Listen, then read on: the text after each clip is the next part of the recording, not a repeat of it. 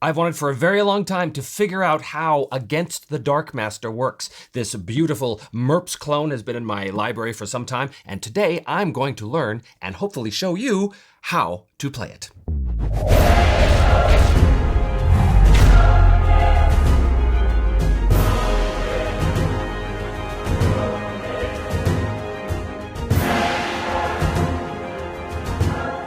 Hello everyone, welcome back to Me, Myself, and Die. I am, as always, Trevor Duval. Thanks for joining me here today. If you do want to help support the channel, please do hit like and subscribe. It helps a big bunch. Also, if you want to help support the show via Patreon or the YouTube channel links, yada, yada, yada. All that stuff is below. Also, before we get in with this, I am going to be at Gen Con 2023 this year. I'm going to be hanging out at the Columbia Games booth. So if you are going to be at Gen Con, I hope to see you all there. Whenever I bought a new role-playing game system, I would always teach myself the game by doing basically things in this order. I would do a quick read of the character creation system, a quick read of the combat system, and then I would make a character, and he would always be like a paladin or a knight or something like that. And he would be called Black J, because that was the name of my very first character. And then I would put him in combat against a single orc on something I called the Featureless Grey Plain, which just meant a battle mat with nothing on it. No obstacles, no terrain, nothing like that. Just to get a sense of how the combat system worked. So, today I'm going to do something very similar to the Featureless Grey Plain, except, of course, it's not featureless, it's not gray, and it's not even really a plane. The reason why I'm doing this way, using terrain and things, is twofold. One, to look at a featureless Grey Plain and just two miniatures standing in front of each other is pretty boring, and YouTube is a visual medium, so I thought I'd spice it up with some interesting things. So that's why this stuff is here. But also, the second reason is because this will also give me an opportunity to eventually build in rules like cover and difficult ground and higher ground and all that kind of stuff if it comes up. It might not. This is a very, very, very simple playthrough of just the combat engine to see how it works. So a couple things about this game, Against the Darkmaster. This game is a skill-based game, but it is also a class and level-based game. But specifically in combat, if I'm going to use a weapon, I'm going to have a skill in that weapon.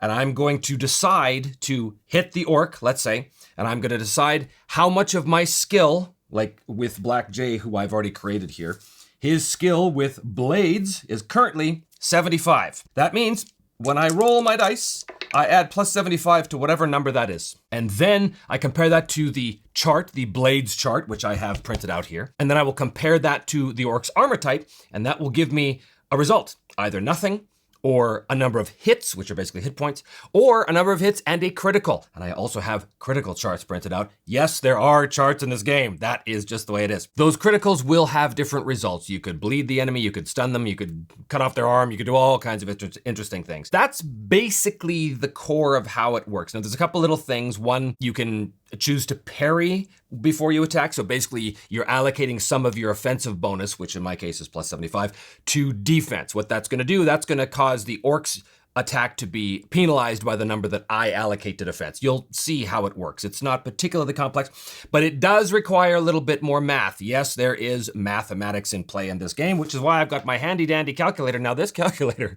is the same calculator I used when I was playing MERPS back in the early 80s. And amazingly, this thing still works, which is, I can't believe this old battery has lasted this long. But in honor of the old MERPS game, I'm going to be using this calculator until the battery runs out, which it might actually do in the middle of this session, I don't know. The other thing about the percentile system in this game is that it's what's called an open-ended system, which means if I roll these dice and I get a result of 96 to 100, so let's say I rolled that, which is a 98, then that means it open ends. That means I remember that number, 98, I pick it up, I roll the dice again, and I add it to this. 98 plus 84 is whatever that is, see? Math, calculator. And then to that new number, I add my final offensive bonus, and that's going to give me a result in the chart. So open ending is huge. It's a big deal. You can also open end low if you roll, I think it's 1 to 5, maybe. If I rolled a 0, 3, that's an open end low, because that's a roll of a 3. So now I remember that number, I can roll again, and I'm going to subtract it from that number. 3 minus 37 is minus 34, and then I would add my bonus to that and get a result. So that's how this system works. I'm going to try and go through this step by step. It's a little confusing for me because this game is really based on the old MERP system, which used phases in combat. Now, when we played MERPs, We never used the phases. We were too young and stupid to figure it out. And maybe I'm too old and stupid to figure it out now. I'm not entirely sure. We never used phases. We used just a straight up sort of, I think, roll and add your agility bonus and put yourself in an initiative order just like every other game. But we're going to try the phases here. We're going to see how this works. So, to start, I've got Black Jay. He is a warrior. The things you need to know is that he's got a skill of 75 in his blades. He's also got a crossbow. He's not great with range. He's only got a plus 40 with range. He's got some armor on, and he has a defense score of 35. That is because he's got an agility bonus, and he also uses a shield. So if he's attacked anywhere where that shield can be useful to him, either to the front or to the side, typically, then he will get the full 35 defensive bonus, which acts as a penalty to the enemy's attack roll, as you will see.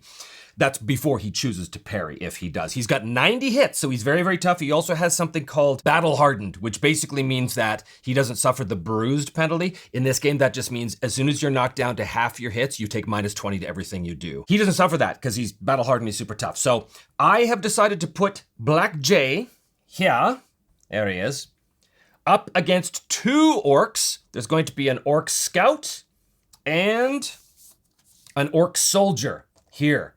The orc scout is armed with a bow and probably some short sword or something. The orc soldier here is armed with a scimitar and a shield. Normally on a featureless Grey Plain, I would just have them start at medium range or whatever that means with whatever weapons they're using.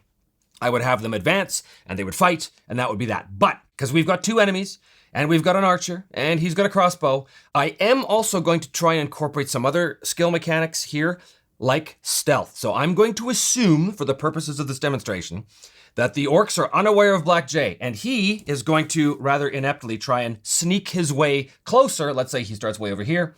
He's going to try and do a stealth roll against their perception. He's terrible at it, and he's wearing armor, which makes he's terrible. He's minus 5 to this roll. But it's going to be an opposed roll against their perception, okay? So this is his stealth at minus 5. Oh my God, look at that. It actually open-ended for the first roll. That's pretty awesome. So 99 plus 29 is 128. Minus 5 is 123. That's pretty good. I'm just going to make a little note of that there. His stealth was 123. Now the orcs, I'm going to have the highest perception roll. Actually, the highest perception, the scout at plus 35. So I'm going to have him roll. And if he beats this number, then they see Black Jay. 57 plus 35 is 90 something. Not enough to see him. So amazingly enough, Black Jay is actually able to approach undetected. So keeping that in mind, I'm going to employ the missile fire mechanics here and the surprise mechanics. This is a very auspicious start to our Featureless Grey Plain episode here. He is using a light crossbow. It has a base range of 20 meters, which I call yards. I don't have a grid on this table, and I'm not going to be too specific with ranges, but I'm going to get my tape measure anyway, just to get a sense, where 1 inch is a yard. So currently has he got a shot on the bowman? The bowman is just outside of his range. So they have not seen him.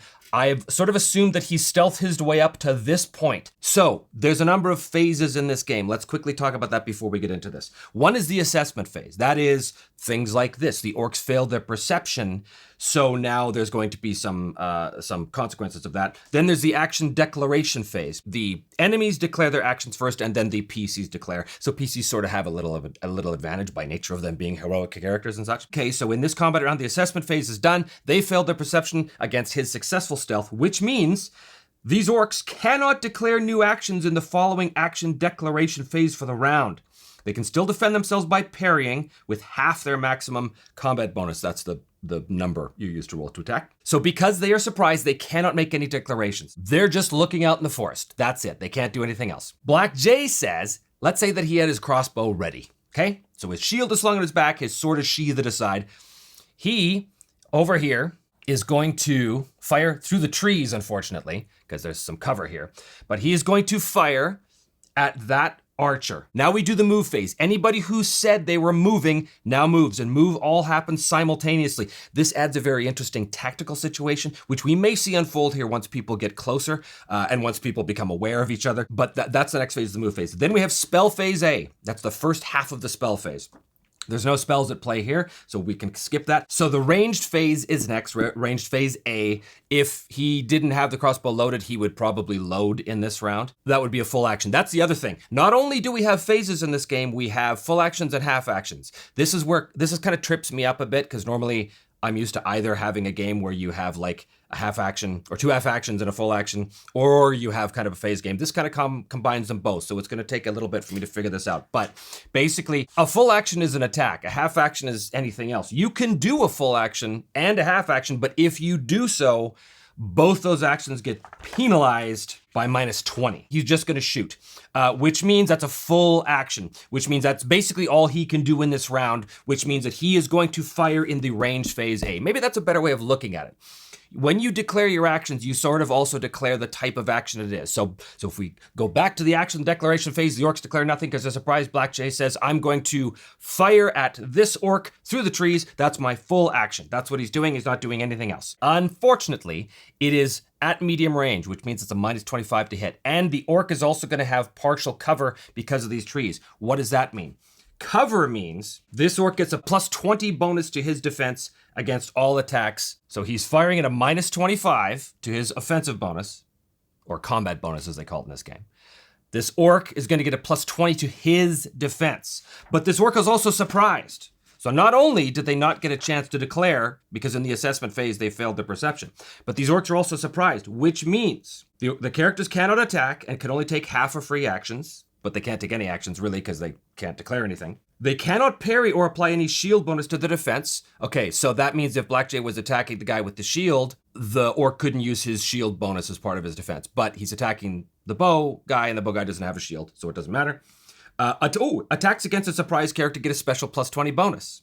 See? Math. And this is where Merps and Rollmaster... this is where the bonuses and penalties always began to stack up. So he's firing at medium range, that's -25. But he's firing through cover, so that guy's gonna have a +20 to his defense. He can't parry or anything like that. He's also got a +20 to attack as a surprise. So really, +20 for surprise, so he's rolling at +35. But the orc still gets his basic defense, which is subtracted from that roll. So the orc scout, his basic defense is +15, but he gets a +20 because of the cover. So that's a total of 35, which means Black Jay's 35 minus the orc's defense of 35 means Black Jay's rolling at a 0. So he's rolling straight up. When he rolls, we're going to apply it to this guy right here, the missile attack table, okay?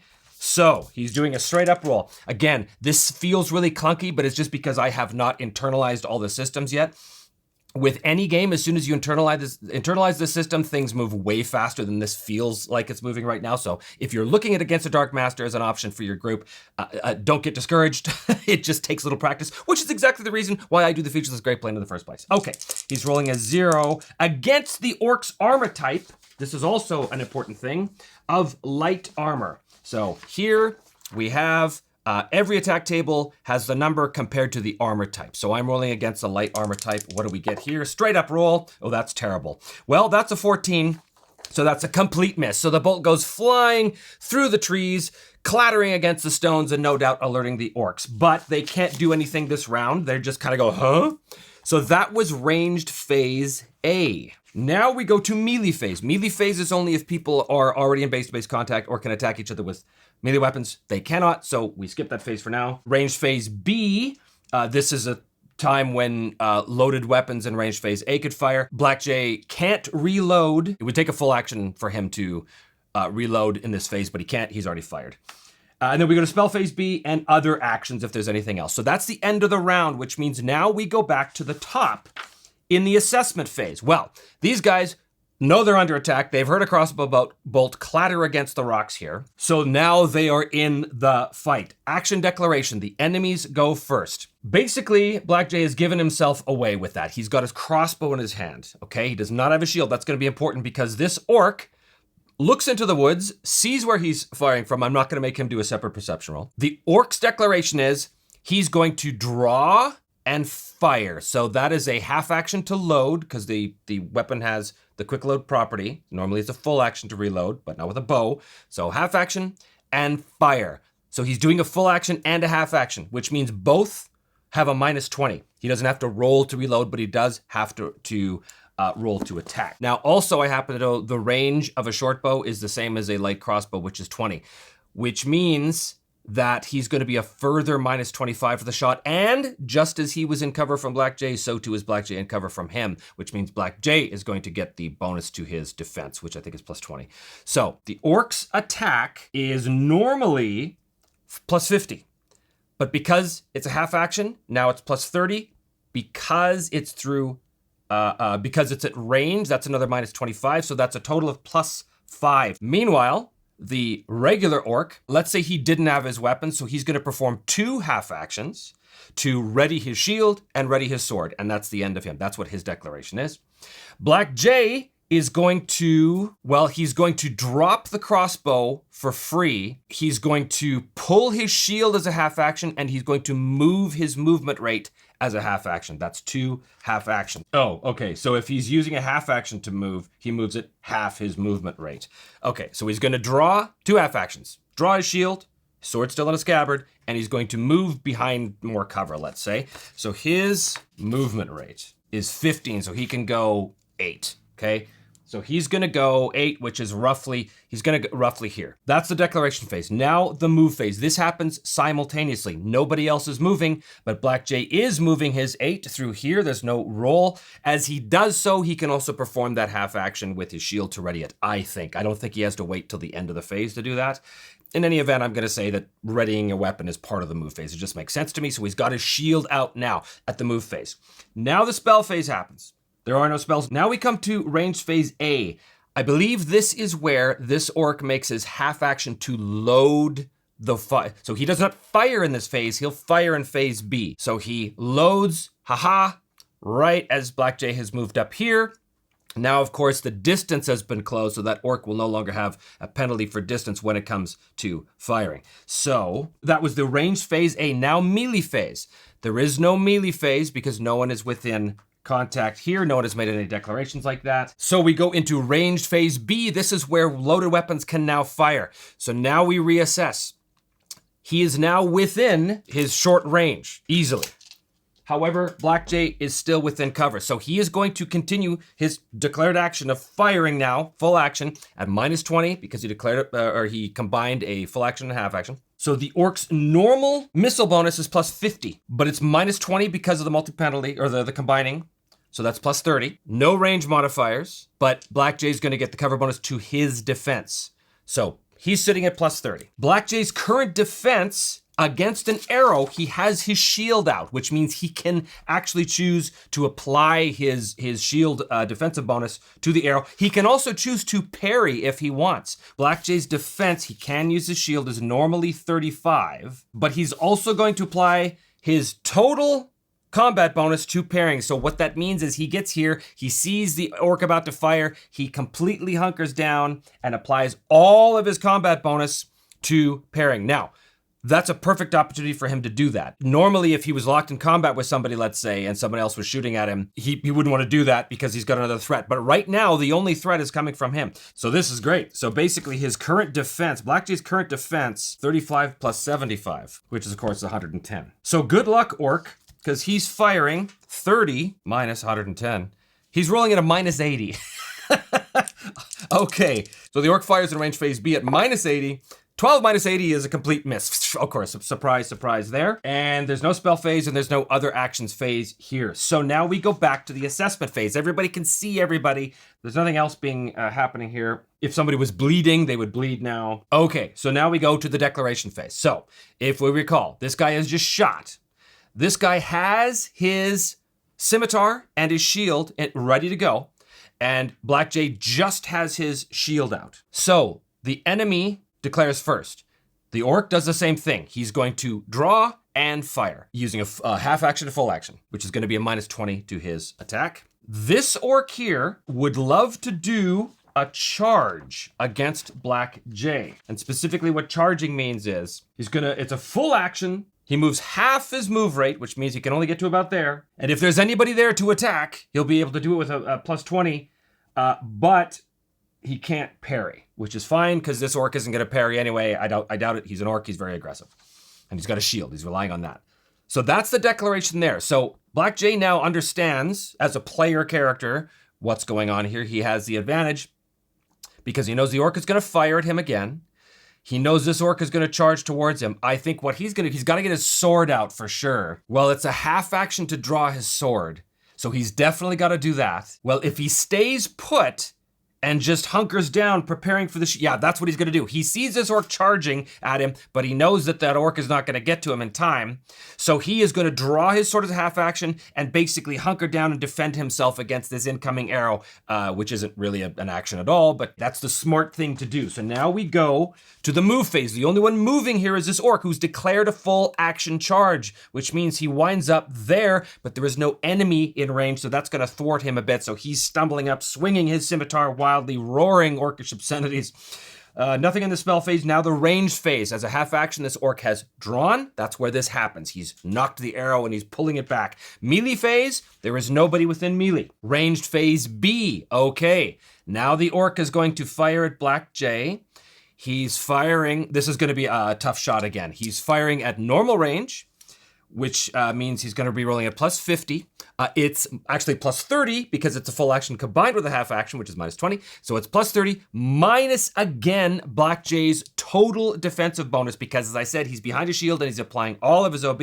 So this guy, again, is rolling at, I think, what did we say, minus 80, I think it was, and 85. Minus 80 is a 5 in the chart, which result in nothing. So that is a complete miss. Oh, look at this, missile attack table. Attack automatically misses and there's a chance of being clumsy. So what's the clumsy range on a short bow? 4. Okay, so what that means is if he rolls a natural 4 or less, in addition to being open-ended low, that's an automatic roll on the fumble table. But it's the unmodified range, not the modified. So it doesn't matter. He just misses completely. Probably goes skidding off Black Jay's shield. That was in the ranged phase B. No spell phase, no other actions phase. Okay, at the beginning of the next round. So declaration, this orc knows now his enemy is within reach. So he is going to definitely declare a charge. Super aggressive.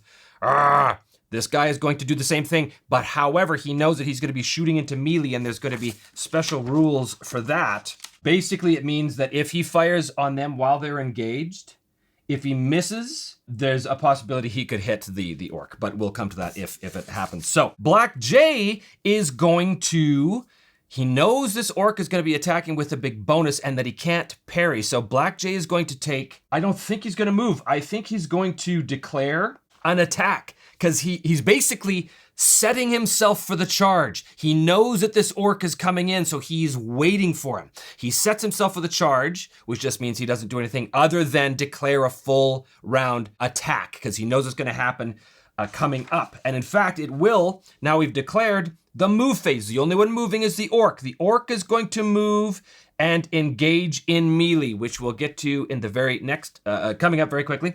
So that was the move phase. There's no spell phase, ranged phase A, he knocks his arrow. Now the melee phase. Now this is interesting. This orc is charging, he's gonna get a plus 20 to his attack, but he cannot allocate any of his offensive bonus to parrying, which means he's opening himself up for a counterattack, and that's good because Black Jay knows that, and he's taking advantage of it by attacking. Now, how do we determine who strikes first? It is weapon length.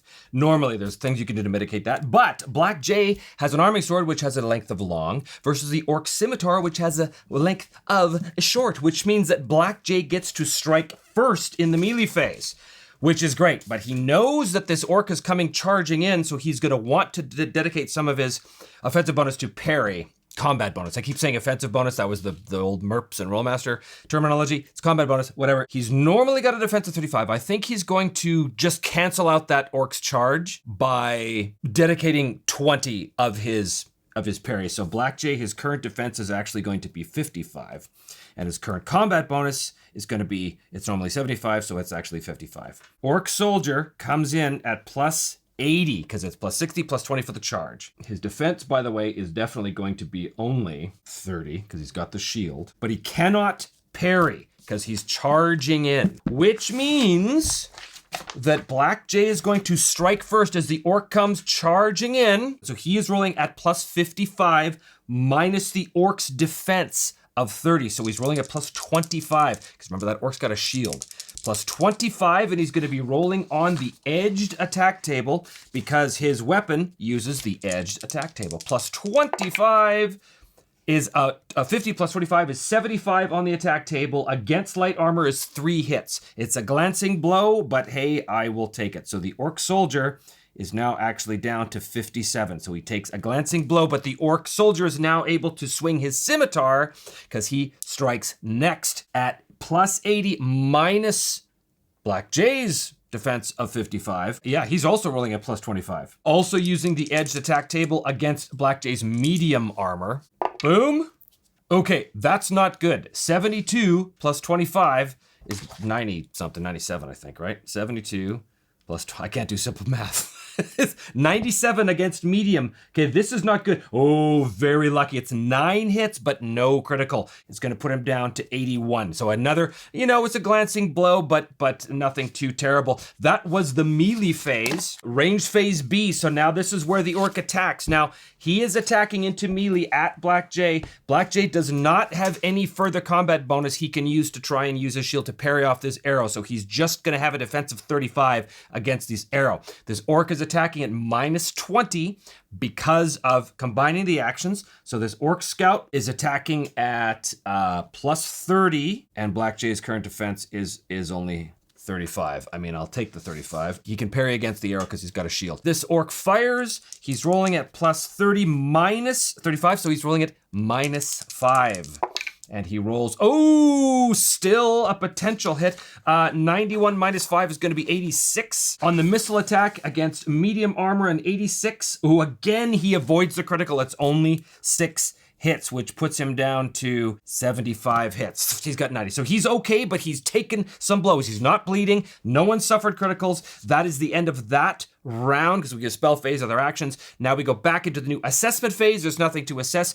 Declarations phase. This orc is going to do a full attack. He is not going to put anything to parrying because he is an orc. This orc is again, he's seeing his situation. There's nowhere he can really move to get a better vantage point. I think Black Jay, he would like to move behind these trees and take this guy with him, but in order to do that, because he wants to put some cover between him and the bow, but in order to do that, he'd have to do a disengage action. There's all kinds of stuff you could do as well in this game. You could do martial moves like trying to disarm and knock people down and do a shield bash. There's all that kind of stuff. But again, I'm just trying to get kind of the basics down before I add in sort of complicated moves like that. Disengaging. It's a full action. They can use their combat bonus to parry their opponent's attack, but they can't strike back. You know what? He's not going to do it. He is going to allocate some of his DB against that incoming arrow when it comes, but he's going to take his chance with the orc this time. So he's not going to allocate any parrying to the orc. He's going to allocate, he wants to hit the orc. See, this is where you have the resource management of how much do you apply to parry. He's against 2 enemies right now. So is it even worth it to say he's going to spend like 20 points of parry, 10 on him, 10 on him?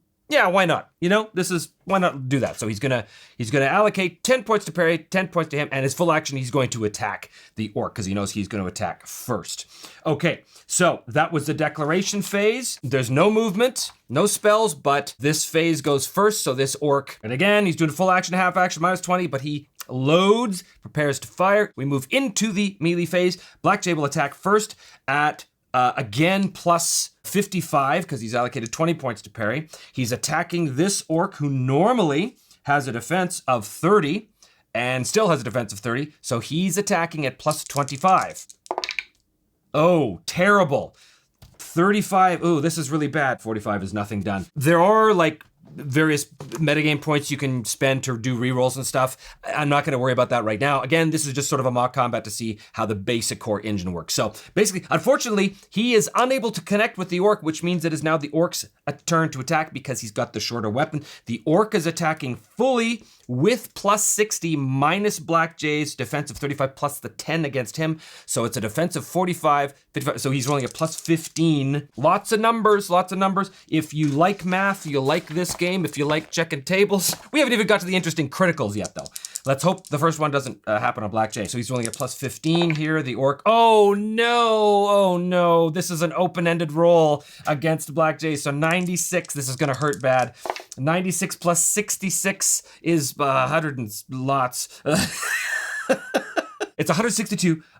plus his 60 for his OB, minus Black Jay's defense. This is going to be just terrible. Of 45. 177. Now, his scimitar has a max value on the chart, and that max value you can hit with the scimitar is 140, so he gets the max against medium armor. This is going to be really bad. 16 and a grievous critical. Okay. All right, this is terrible. Well, he was at 75. Yes, he's down to 59. However, he's taken a grievous critical. The critical is cut. Grievous means he's rolling with a plus 30 on the critical table. Oh, this could be the end. This could be the end. Oh, no, no. 98, 108, 118. That's bad. It's really bad. Okay, again, the cut critical table. Vicious strike to the weapon's forearm, to Black Jay's sword arm. Target's disarmed. So Black Jay's disarmed. He's stunned and takes plus 10 damage. If the target's not wearing armor, the arm is severed. Plus 10 bleed and minus 40. However, this is awful. Black Jay is, in fact, wearing leather bracers, which do protect against that. His bracers prevented his arm from being cut off. Plus 10 damage, stunned and disarmed. So Black Jay is now down to 49 hits. Causes him to drop his sword. This guy is still going to attack. Luckily, Black Jay still has a shield. He's attacking at plus 30 minus 45. For Black Jay's defense, because 35 plus the 10 he allocated, so he's rolling actually at minus 15 this time. Oh, look at these rolls. Unbelievable. 92 minus 15, of course, is 77. On the missile chart, it's going to be another 2 damage. Black Jay's down to 47. Terrible. That was in ranged phase B, and we go to the end of the round. Now, nobody's bleeding still, but Black Jay's disarmed. So, in the declaration phase, the orc sees his opportunity and presses the attack. No parry.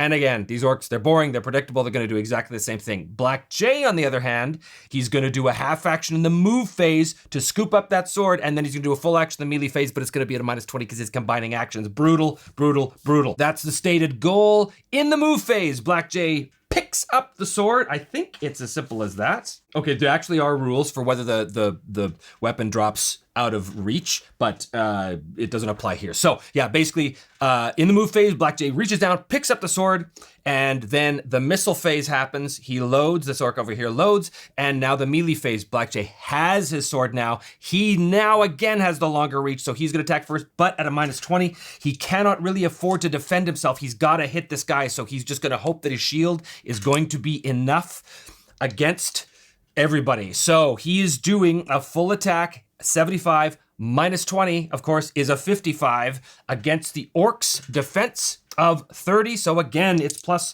25 he is rolling at on the edge table. All right, give me a roll. What have we got here? All right, tell me about passions. Because in this game, it's all about, you've got character passions that you can use to do cool things. And again, I wasn't gonna get into this, but I kind of feel like I have to, because otherwise, Black Jay's dead, and then the Featureless Grey Plain is the Featureless Bloody Plain. So you have things called Drive, which allows you to do things. So, each character starts play with a drive value of 1. Oh, interesting. Get a special plus 10 bonus per drive spent to all skill, attack, and save rolls for the duration of the current scene. Or he could re-roll any failed roll with a special plus 10 bonus. I'm going to take that one because I don't want to have to remember that he's got plus 10 the whole scene. So he spends his point of drive, which you get at character creation, and he re-rolls that attack, and 71 plus Black Jay's bonus of 75 minus 20 because of the multi-action penalty. We add 10 to that because I spent the drive, and of course we minus the 30 dB, which is 106 against light armor on edged. This is better. 12 damage and a light wound. The orc soldier down to 45 and a light critical on the cut. Here we go. Light means we add plus 10 to this roll. This is against the orc.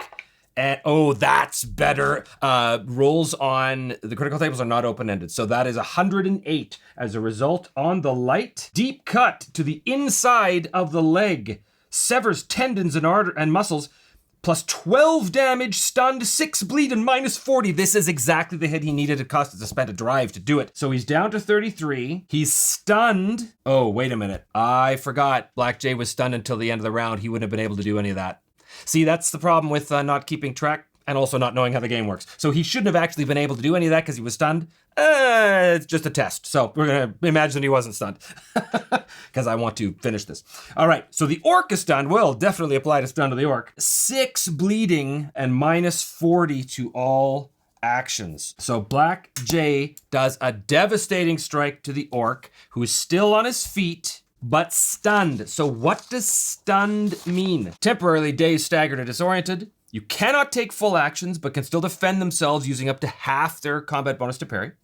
Attacks against the stunned character get plus 20. Characters suffering from a stun condition stop being stunned at the end of the other action phase, unless they have been stunned during the course of the same round. Okay, so this orc then is going to be stunned until the end of the next round. Bad for him. I need to find a better way to track rounds in this.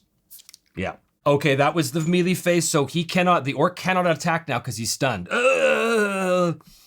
Which brings us to range phase B. He's going to attack at plus 30 minus 35, which is Black Jay's normal defense, so it's rolling at minus 5. Oh, you've got to be kidding me.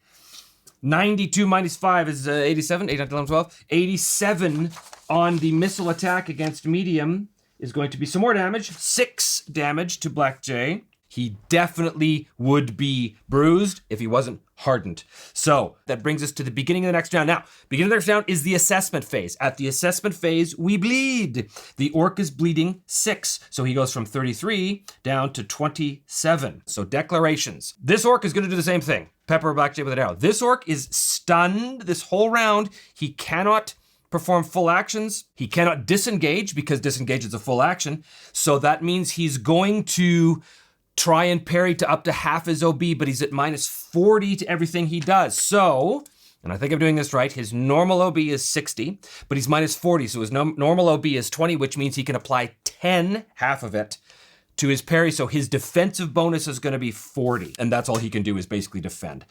So Black Jay's going to press the attack. He's going to commit none of his OB to defense. He's just going to go all in on this dude right here. Ranged phase A, he loads. Nobody moves. Melee phase, still stunned. Black Jay has the longest weapon. He's attacking. Plus 75 is his OB normally. Plus 20 because he's attacking a stunned target. That's plus 95 minus the orc's DB, defensive bonus. I keep saying, that's the old terminology for MERPs. 95 minus 40, which is 55. Is that right? I can't do basic math. Yes, plus 55. Plus 55 on the edged attack table. Okay, well, 56 and 55 is 111. Against light armor is going to be 12 and a light wound. The orc now is down to 15 and a light critical on the cut. What's the critical do? 84, 94 because of the plus 10. Brings us to slash through abdomen. Plus 10 damage and target stunned, which means he's still stunned until the end of the next round. Ooh, boy, that stun thing is brutal. Plus 10 damage knocks him down to 5 hits. If target's wearing armor, 3 bleed. He is. Okay, so he's now bleeding at a rate of 9. The orc is still stunned and bleeding profusely from a leg wound and from an abdomen wound. That's the end of melee because he's stunned. He cannot take any full actions. He's already used his stuff to parry. Brings us to the attack phase over here. Once again, plus 50 minus multi is plus 30. Minus the defense is minus 5 to this roll. And 91 minus 5 is an 86 on the missile against medium. That's going to be another 6 damage to Black Jay. 35 hits is what he's at. He's just got arrows sticking out of him. But that was the end of that. Now we go back to assessment phase where we bleed 9 hits. This orc only had 5 left. This orc expires, drops dead in the assessment phase. Declaration phase, well, this orc, he's going to try and get one last shot in at Black Jay before it all goes gnarly. Because Black Jay's not doing well. He should probably retreat. But he's not, because this is the Featureless Grey Plain, which is neither featureless nor gray nor a plain. Okay, declaration phase, Black Jay, he can do a full action to move his full rate of 15 and get right up. Actually, in the move phase, that is going to put him there. And I could say that he could do a full action and get right point blank as he hops up and hoists himself up. I'm not sure if there's specific climbing rules in this, but I'm just going to count that like I would in a tabletop miniatures game. So he's just going to add that because it's not that high. But he can't actually engage because it's a full round to move. It's a full action to move his full range. So he can't attack this round, but that's what he's going to do. We got a movement phase first. He's going to move. And he's going to basically run all the way in and leap up here. Now, this is interesting because now we go to range phase. Now, a lot of games ask the question, can you change your declaration if you need to? I don't see anything in these rules about that. I may have missed it. You know, I haven't combed through them. But I think he can't. I think once you've declared in this particular game, that's what you've declared to. So movement could really screw things up, as apparently this, just has quite badly for... this little orky fella here. So in the range phase A, he draws. There is no melee phase because, well, actually, no, he's engaged now. Characters attacked by an opponent with a melee attack are considered to be engaged with an opponent. He's not been attacked by, so he's not technically engaged yet. Well, Black Jay could actually combine a full move and a half move to engage a foe. Normally, both actions would be at -20, but you don't really have to roll anything here. I mean, I might have said, he declared a full and a half action. He's going to do a full action to move his full rate and then the half action to engage his enemy, which he should have said, but he didn't. So, because I didn't know the rules, so he didn't do that. So this orc is not engaged yet. So if this orc was technically engaged, then he would suffer a -20 to his ranged attack roll at Black Jay. So on the ranged phase B, he can fire normally as Black Jay is kind of getting to his feet up top here. That orc is going to fire normally. He's going to be firing at +30 minus Black Jay's normal defense. Again, it's at -5. It's going to be 56 -5, and the missile table is a 51. Against medium armor, 51 is a miss. We now go to the beginning of the next round. Nobody is bleeding. In the declaration phase, the orc scout is going to free action, drop his bow, and he's going to use a half action to pull. Let's say he's got a scimitar too. He's going to drop his bow. He's going to pull his scimitar and basically defend himself entirely. Meanwhile, Black Jay sees this and Black Jay is going to try. Does he want to do something fancy like knock him off the perch? No, he's just going to hit him with a sword. He could, and that'd be cool. And then he might take damage and stuff. But again, that would be advanced rules for the Featureless Grey Plain. And we're still trying to get the basics down. So that's what's going to happen. Black Jay's going to devote none of his offensive bonus to parry because he's not being attacked. We now move to range phase A. There's no more range phase. We go right into melee. Again, Black Jay has the longest attack, so he rolls now with a +75. The defense of the orc is normally 15, but now it's actually 55. So 75 minus 55 is what he's adding to that. He's adding 20 to this. So a 59 on the edged against light armor is not going to do anything. Now it's the orcs. The orc's not attacking in melee. He was just defending himself. We go to the bang, other actions phase, and now assessment. Everybody's engaged, and we're going to do a straight up thing. The orc is going to attack normally, and Black Jay is also going to attack normally. He's going to devote 10 to his defense. Okay, so we go to the melee phase. Black Jay goes first because he's got the longer weapon. He's rolling with a +65 this time because he's devoted 10 to his. So 65, 85 and 65 minus the orc's defense of 15 is 135. Well, that's about as good as you can get. An arming sword has a max of 140. That is going to be 18 points and a grievous. So the orc scout is down to 32. Okay, he's doing a grievous critical, which is +30 to the critical strike. Oh my God, 120. Strike to the neck. If the target is wearing neck protection, which he is not, it is destroyed, the neck protection. And the target takes +10 damage, stunned, and 6 bleed. If not wearing neck protection specifically, the throat is cut open. The target dies in 8 rounds while stunned. Cuts his throat, and he drops, going to expire in 8 rounds as the blood pumps out of his wound. Now, Black Jay is in rough shape. He did take, no bleeding criticals, but he did take a critical. He barely scraped by, but that's 2 on 1, right? And he's only a first level character. So that is how that combat system, or the basics of it, kind of works. What do we know from this? We know you probably need a calculator, but more importantly than that, You need to keep yourself organized, especially if you're the GM running players against a bunch of enemies. But yeah, that was against the Darkmaster. It's a hefty tome with a whole bunch of rules, but it's really not that complicated. You just have to get used to it. You have to get used to checking charts and keeping yourself organized. I would say that's the number one thing, because there is a lot of stuff going on in a fight. But honestly, you know, I don't think that much more than what you would get running a higher level Pathfinder 2e game. Frankly, there's so many various effects happening in those games. You know, you have to be super organized as well. And a lot of people say, oh, well, you just play on Foundry, you don't have to keep track of it.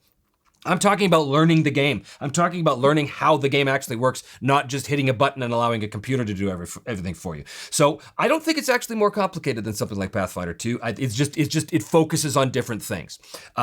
Honestly, I would prefer to play this than I would Pathfinder 2, because this scratches a different itch for me. I like evocative criticals. I kind of like the phased actions as well. Again, takes some getting used to for sure, but I kind of like it. It adds a different kind of feeling of tactics. Like, for example, up here where the orc was going to shoot Black Jay over here, but Black Jay managed to run up and engage him, sort of, before he was able to shoot, or Black Jay should have done that. If I had known the rules, he would have done that. That would have changed the outcome a little bit, right? Or it would have changed the tactics of it. So it's interesting, the whole declaration, then moving in phases. I like it a lot, but it requires players who are on the ball. I think your players would have to help you as well. And you have to be super organized as well. Now, to play this thing solo, well, I don't know, man. There's a lot going on. There's a ton to keep track of.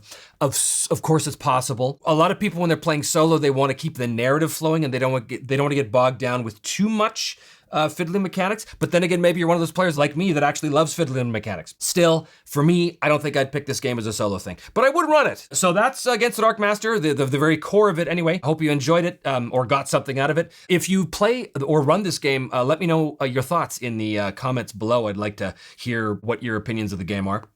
And things you do to make the game run smoother would be kind of cool to know too. Anyway, thanks for joining me here today. Please do hit like and subscribe, or if you want to help support the show on Patreon or on the YouTube channel memberships, you can do that. All that stuff is below. Otherwise, I'll see those of you at Gen Con, hopefully, in another month or so. And other than that, thanks for watching, and we'll see you next time on Me, Myself, and Die.